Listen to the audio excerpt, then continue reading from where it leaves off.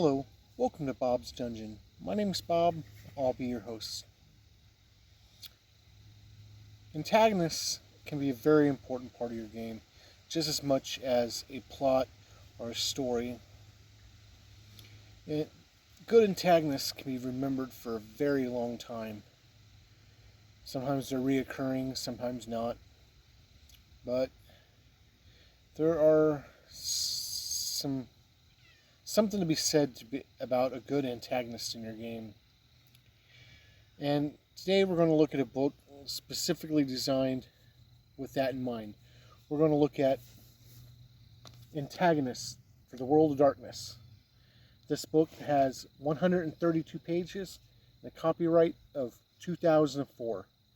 This book was published by White Wolf Games, and all of the artwork in this book is in black and white, and it's pretty decent.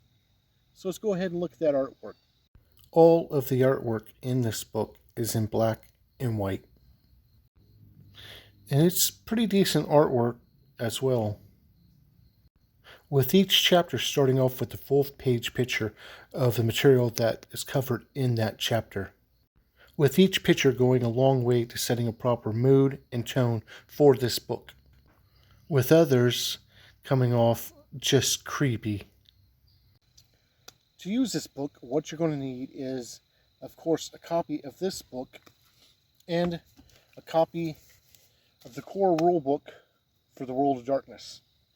You also need as many 10-sided dice as you can get your hands on. This book has a lot of neat antagonists groups in it.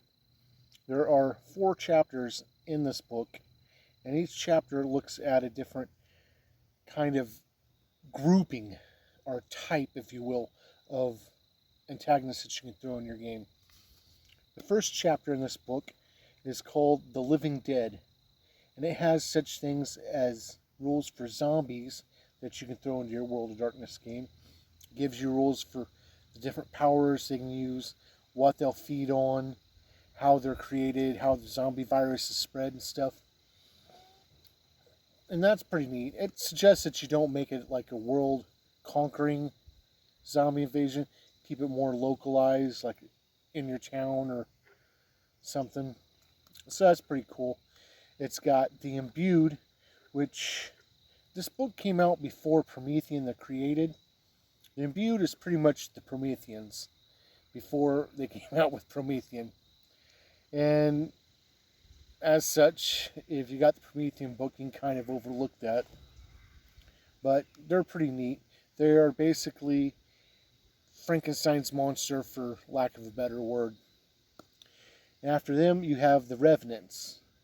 The Revenants are pretty much what the Risen were in the old World of Darkness, a spirit inhabiting a body. And it gives you rules for making them up and the noumena they can use, which is their power. And it's pretty neat. It talks about letting your player characters play them if they really want to, and advises against it. But Risen was a thing in the old World of Darkness, so if you're willing to let it go and experiment, then yeah, you can use them as player characters. Chapter 2 in this book is called A Need for Vengeance. And basically it discusses hunters. This book also came out before Hunter the Vigil in the New World of Darkness. So it has rules for hunters in the World of Darkness. Not really character creation ideas, but tricks of the trade, things they might do. How to use hunters for a player character group, hunting supernatural creatures, and how to use hunters as antagonists for your supernatural characters, such as vampires and werewolves and so forth. So it's pretty neat. It's got some information in there for that. Chapter 3 is called The Righteous and the Wicked. And what it's about is about cults. It tells you how to put together cults as antagonists for your game. What kind of goals they might be trying to accomplish. what kind of means they'd use, recruitment, and so forth. It gives you a few ideas in order to use cults in your game for your players to get caught up in and act against, which is definitely a fun take. The fourth and final chapter in this book is called Fear Given Form, and it has 10 different pre-generated monsters that have really nothing to do with the other chapters. And it's really cool. It's definitely give your characters a go, something that they won't be expecting.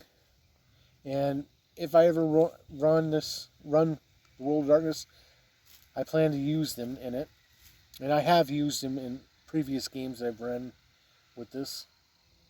If I run Old World of Darkness, I'm very much tempted to convert some of those monsters over to the Old World of Darkness to give the players something horrifying to go up against.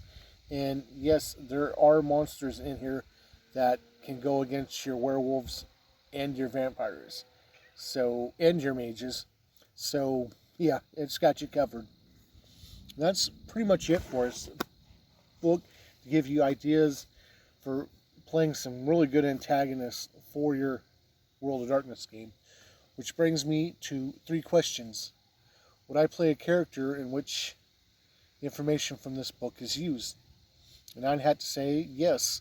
There are some really neat things in this game that can really spice up what your characters are doing.